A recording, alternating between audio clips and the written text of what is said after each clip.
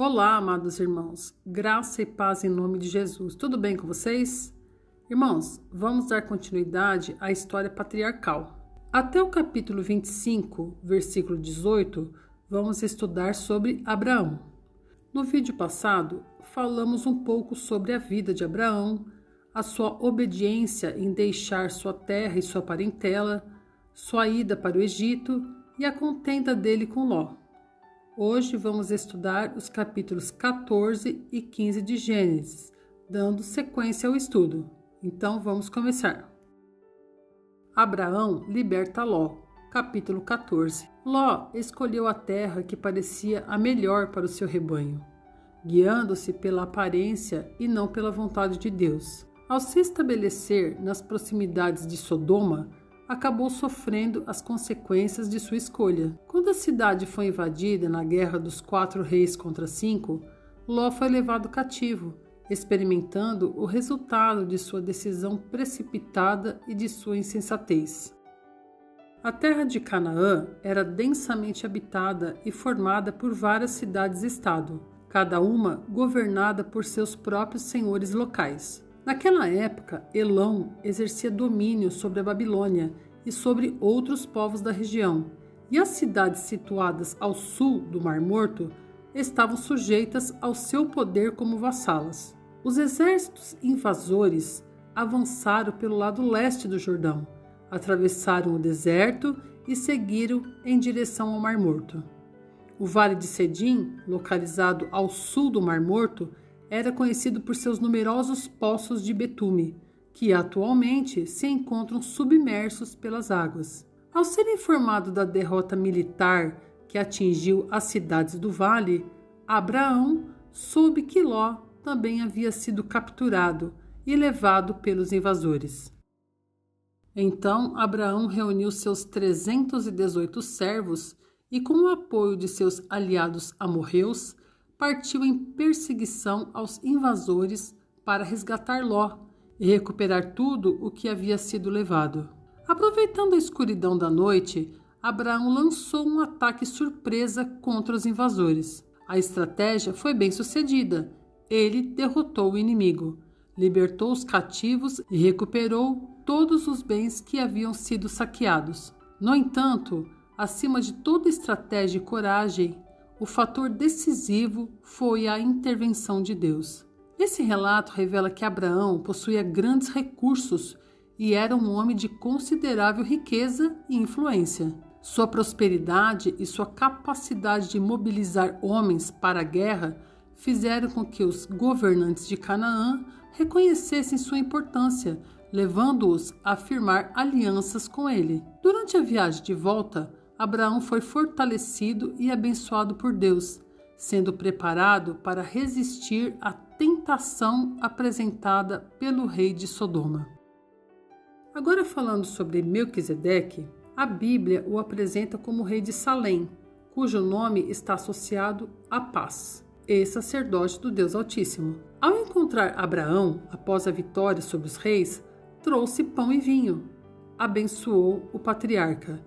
E Abraão, em reconhecimento, entregou-lhe o dízimo de tudo o que havia conquistado. As Escrituras não registram sua genealogia, porém ele se torna uma importante figura profética de Cristo, não apenas por seu nome e sua posição, mas também pelo caráter singular de seu sacerdócio. Diferentemente dos sacerdotes descendentes de Arão, cujo ministério dependia da linhagem familiar, Melquisedeque é apresentado como alguém cujo sacerdócio procede diretamente de Deus e serve como símbolo de um sacerdócio eterno. É por essa razão que a Epístola dos Hebreus declara: Tu és sacerdote para sempre, segundo a ordem de Melquisedeque, que se encontra em Hebreus capítulo 5, versículo 6. Jesus não pertenceu à linhagem sacerdotal de Arão, mas exerceu um sacerdócio superior e definitivo. Enquanto os sacerdotes levíticos estavam sujeitos às limitações da lei, incluindo restrições relacionadas ao contato com mortos, Cristo,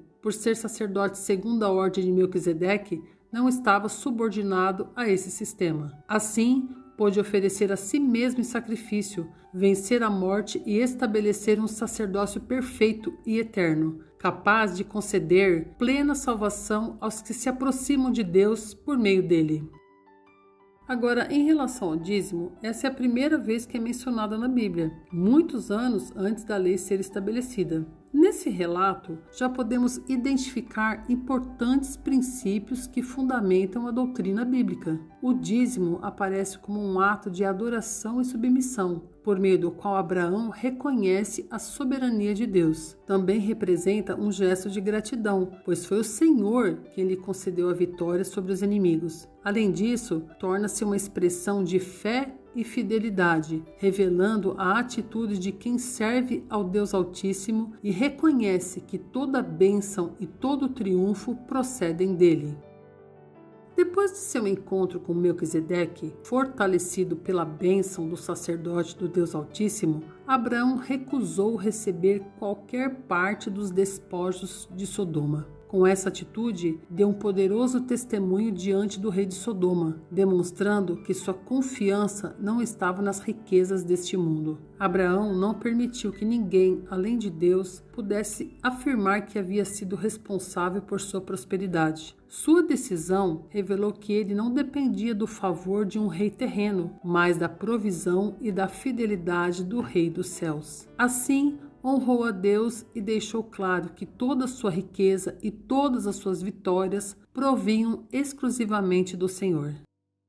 Deus faz aliança com Abraão, capítulo 15. Nesse capítulo, o Senhor diz a Abraão: "Não temas." Mas por que Deus começou sua mensagem com essas palavras? Embora tivesse experimentado grandes vitórias, Abraão carregava uma profunda tristeza em seu coração. Ele ainda não tinha um filho. Diante dessa realidade, perguntava-se se Eliezer, seu fiel servo e mordomo, seria o seu herdeiro. Naquele tempo, era costume que quando um homem morria sem descendentes, sua herança fosse destinada ao servo mais fiel da casa. Foi então que Deus reafirmou sua promessa.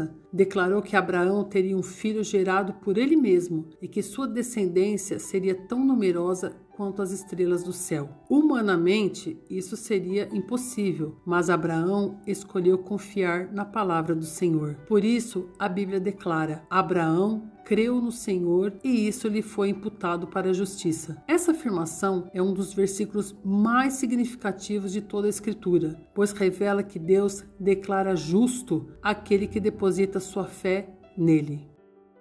Ao confiar plenamente nas promessas de Deus, Abraão foi considerado justo diante do Senhor. Não foi por causa de suas obras ou de seus méritos, mas porque depositou sua fé naquele que é fiel para cumprir tudo o que promete. Esse é o primeiro grande anúncio nas Escrituras da doutrina da justificação pela fé.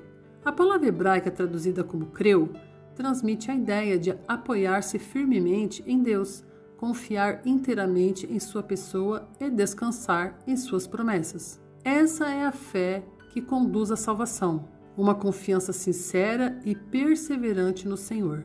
O apóstolo Paulo retoma esse ensino em Gálatas capítulo 3, dos versículos 6 a 8, mostrando que Deus justifica os que creem, assim como fez com Abraão.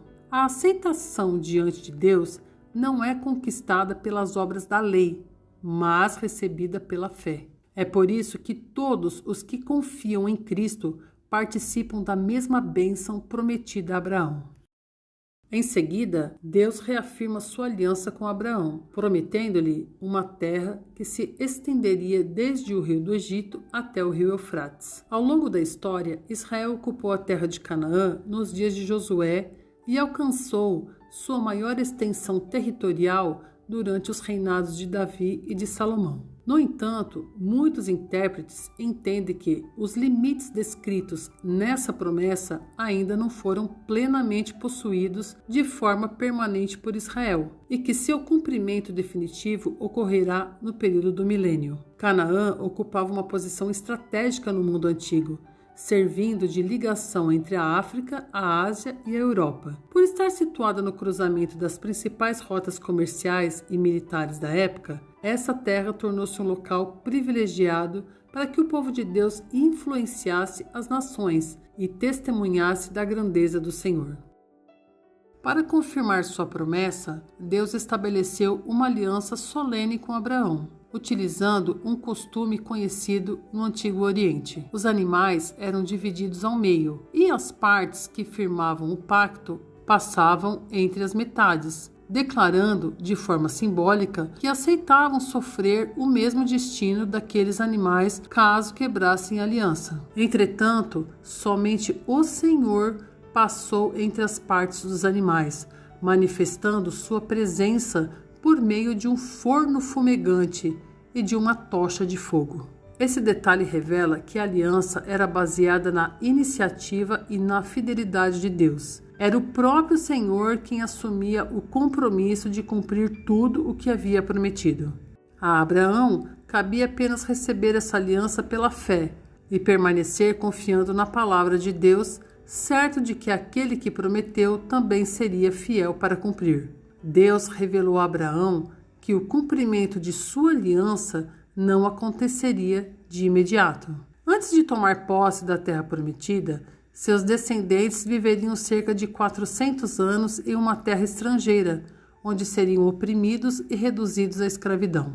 Contudo, o Senhor também prometeu que julgaria a nação que os escravizasse e que no tempo determinado os faria sair com grandes riquezas. Quanto aos amorreus, Deus declarou que ainda não seriam julgados, pois a medida de sua iniquidade ainda não havia se completado. Em sua longanimidade, o Senhor lhes concederia muitos anos antes de executar seu juízo, demonstrando sua paciência e oferecendo tempo para que abandonasse seus caminhos perversos. Agora, irmãos, algo para refletirmos. Tenho tomado minhas decisões pela aparência, como Ló? Ou tenho buscado a direção de Deus antes de escolher meus caminhos? Quando as promessas de Deus parecem impossíveis, eu continuo confiando em sua palavra ou permito que as circunstâncias enfraqueçam minha fé? Consigo perceber a fidelidade de Deus mesmo durante os períodos de espera e provação? Estou disposto a confiar em Deus mesmo quando não compreendo completamente seus planos?